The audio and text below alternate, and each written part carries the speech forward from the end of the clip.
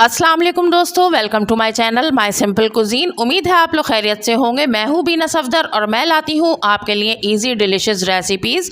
तो आज की मज़ेदार सी रेसिपी है शादियों वाले देगी जर्दा मुतंजन की, जो 1 किलो राइस के साथ हम बिल्कुल परफेक्ट मेजरिंग के साथ बनाएंगे आसानी के साथ घर में। और जैसे कि कल रबीउल अव्वल है तो कल आप इसको अपने घर में बनाएं और अपने घर वालों को खिलाएं और सब हमसायों में और अजीज़ व अकारिब में इसको बांटें।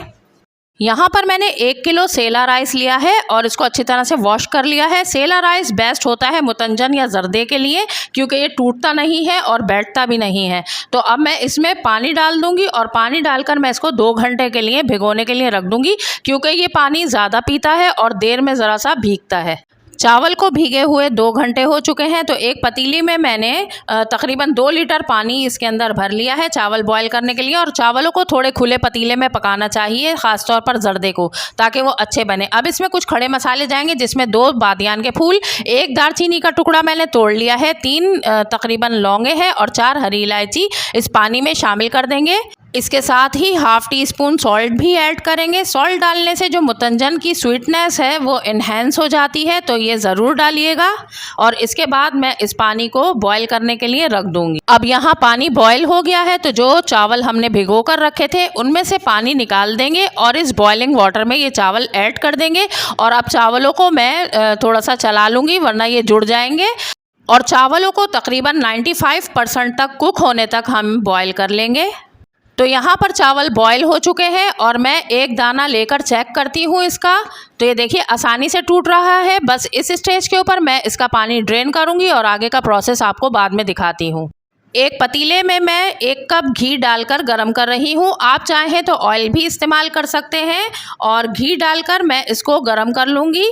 अब मेरे पास कुछ ड्राई फ्रूट्स हैं, जिनमें खोपरे के स्लाइस हैं ½ कप के करीब, और किशमिश मैंने धोकर और इसके तिनके निकाल दिए हैं, ये भी ½ कप है। बादाम को मैंने छिलके इसके उतार लिए हैं, ये भी ½ कप है। आप चाहें तो कोई से भी ड्राई फ्रूट्स ले सकते हैं। ये मैं इसमें डाल दूंगी। टूटी फ्रूटी मेरे पास 2 कलर में 1 कप है, ये मैं इसमें ऐड कर दूंगी। और इन सारी चीज़ों को गोल्डन होने तक 1 मिनट मैं फ्राई करूँगी।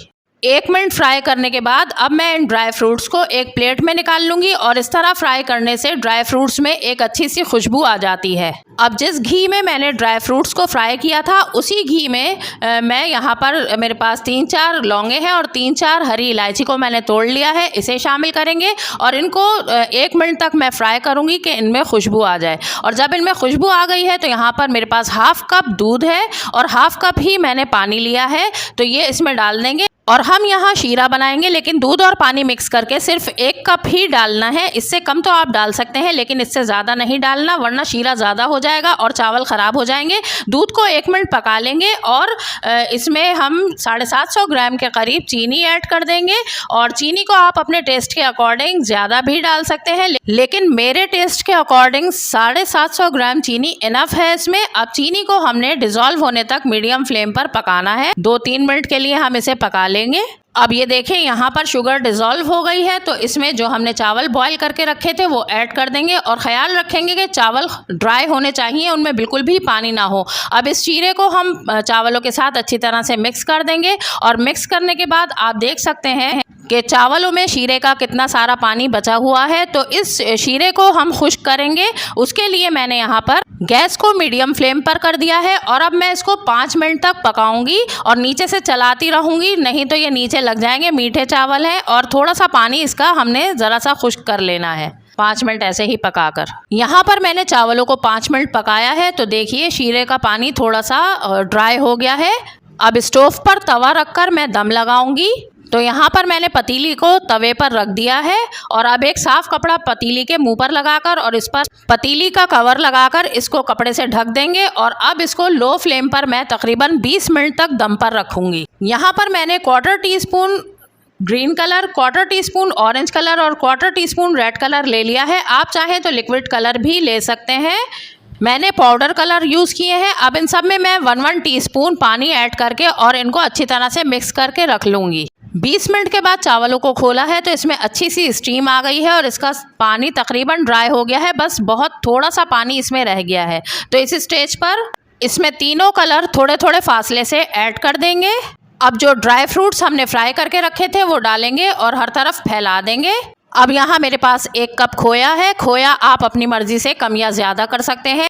खोए को हम इस पर हर तरफ फैलाकर डाल देंगे। 1 टेबल स्पून केवड़ा वाटर इसमें चारों तरफ डाल देंगे और अब इसको कवर करके फिर दोबारा से हमने इसको दम देना है तकरीबन 10 मिनट बिल्कुल लो फ्लेम के ऊपर। 10 मिनट के बाद मैंने चावलों को खोला है तो बहुत अच्छी सी इसमें स्टीम आ गई है और बिलीव मी बहुत ही अच्छी सी खुशबू इनकी आ रही है। अब ये देखिए मैं इनको चावलों को चला रही हूँ। हर कलर आपको अलग अलग नज़र आएगा इसमें। बहुत ही खूबसूरत कलरफुल बनकर ये हमारा मुतंजन रेडी हुआ है। इसके ऊपर मैं गुलाब जामुन भी ऐड कर दूंगी और साथ ही मैं इसमें चमचम भी ऐड कर दूंगी।